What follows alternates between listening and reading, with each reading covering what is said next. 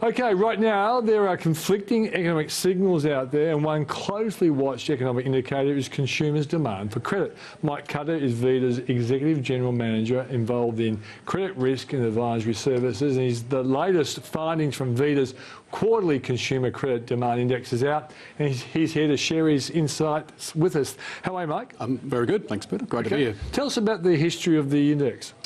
Sure. So, look, Vida's been reporting on consumer credit inquiries for the entirety of its history, which is close to 50 years. Over a period of time, and more latterly, obviously, we've enhanced the segmentation and can drive some fairly deep insights geographically, product and at a product level. Okay, so what were the main findings? Okay, so the main thing that we've seen is a slowing in the growth rate of demand for consumer credit products over the quarter. Yeah. So this is the March quarter. Yes. So the March quarter showed a growth rate of 4.7%, which was down from 9.6 in the December quarter. Okay, so we were really given a nudge. Absolutely.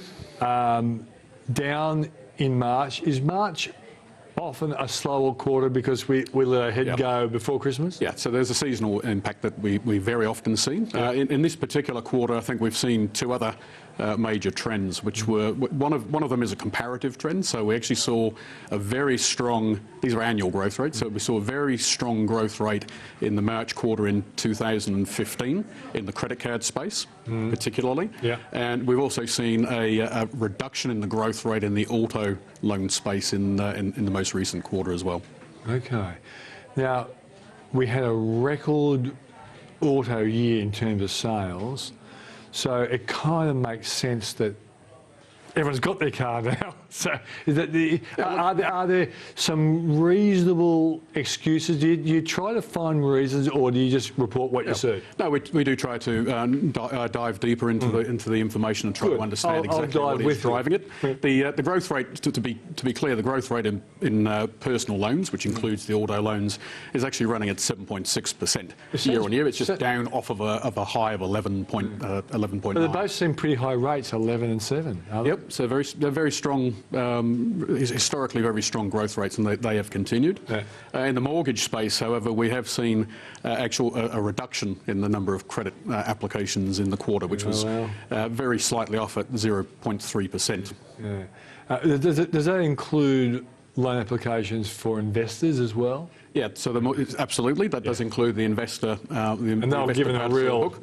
They've obviously been by APRA and the banks. So they've been constrained. One of the things we are seeing, talking about the deeper insights that we do see, is for the first time in quite a number of years, we're actually seeing the growth in mortgages that is occurring coming from the very young segment. So 18 to 25-year-olds, so predominantly first home buyers are actually fueling the growth, and we're seeing the over 55-year-old segment actually falling away. So all those nasty Gen Ys out there bagging us poor old baby boomers for stealing their properties, well, we're pulling back, and they've been given a fair go now. They are eventually being given a fair go. Absolutely.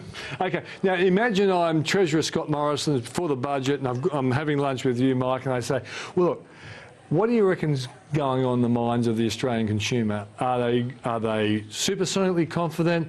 Are they turning tail and running, or are they just a little less confident than they were last year?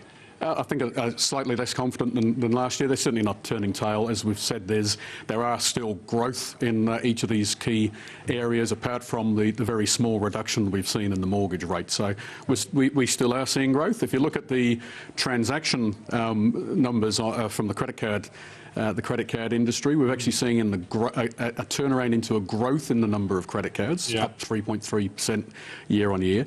A big increase in the number of transactions that are used, so 17.5%, and the value of the purchase is up 12.2%. Well, that was the point I was going to make. That I know after the GFC, I used to watch the monthly increases in credit card balances. They're like going up like 5 cents a quarter, but the last one I saw was like a $35 increase, and that was like a very significant jump in the average credit card balance. And you're seeing the same sort of data as well. Well, we're seeing that that there's an increase in the transactional usage of credit cards, and the billed balance is actually quite stable, and there's very, very modest growth in the interest-bearing balances. So people are using it more as an everyday transactional product. I think the product innovation with things like PayWave type capability is allowing people to use it for smaller transactions. So it's capturing more of the sales volume. Okay, are there any other findings you think are worth